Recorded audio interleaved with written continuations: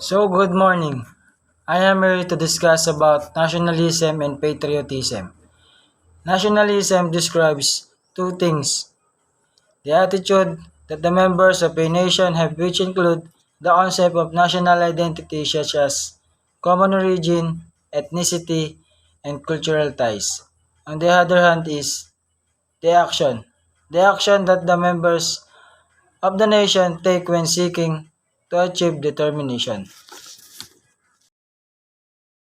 Salient provision of Flag and Heraldic Code of the Philippines, or Republic Act No. 8491 of 2002. The Philippine Flag. Flag is a sacred and respected feature of the nation. Our national flag is the symbol of our country. It shows our unity as a people. It stands for our high ideals and noble heritage. The Philippine national flag is said to be the primary symbol of nations' camaraderie, solidarity, and unity. The national Philippine flag is a horizontal bicolor which is blue and red with equal band, and with a white equilateral triangle base at the hoist side. At the center of the triangle is golden yellow sun with 8 primary rays, which is the Manila, Bulacan, Cavite, Pampanga, Tarlac, Laguna, Batangas, and Nueva Ecija, each containing 3 individual rays. Each corner of the triangle contains 5-pointed golden yellow star. The 8 provinces symbolizes as the rays of the sun that fought for our independence in the Spanish rule.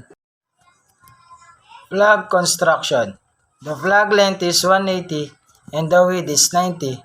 Color band red and blue measures 45 each, and the equilateral triangle measures 90 each sides. It is conceptualized by Emilio Aguinaldo, Dadson by Marcela Agoncilla and her daughter Lorenza, and Doña Delfina Herbosa de Natividad in Hong Kong. Flag Protocol. Flag should be displayed in all government buildings, official residence, public plazas, and school every day throughout the year. The day of May 28 to June 12 is designated as the Flag Days. In Section 9, Republic Act No. 8491, flag must be hoisted and illuminated at night in Malacanang Palace, Congress of the Philippine Buildings, and all other places designated by the National Historic Commission of the Philippines or the NHPC. Half-mast is a sign of mourning. Flag should be flown in half-mast for 10 days if the president or former president died. Flag should be flown for 7 days if the vice president and local government official or other public servants died. It is a sign of respect for them.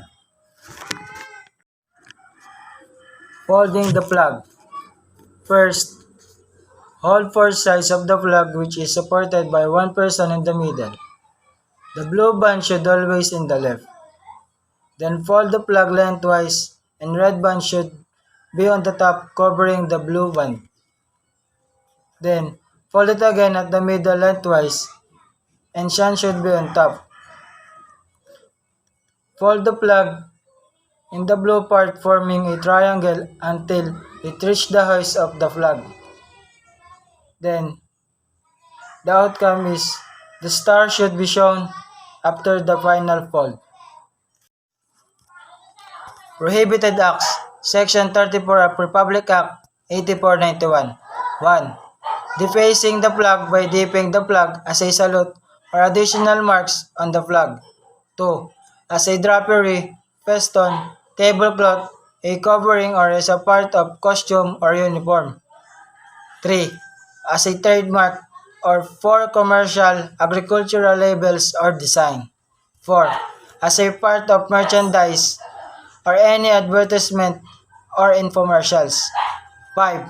As a permanent in the hood, side, back, and top of other vehicles. Flag should not be placed or displayed face up or under any painting, picture, or any platform, and should not be displayed in bars, cockpits, and gambling joints. Patriotism. Along with love, patriotism is the feeling of pride, devotion, and attachment to a homeland, as well as a feeling of attachment to the patriotic citizen.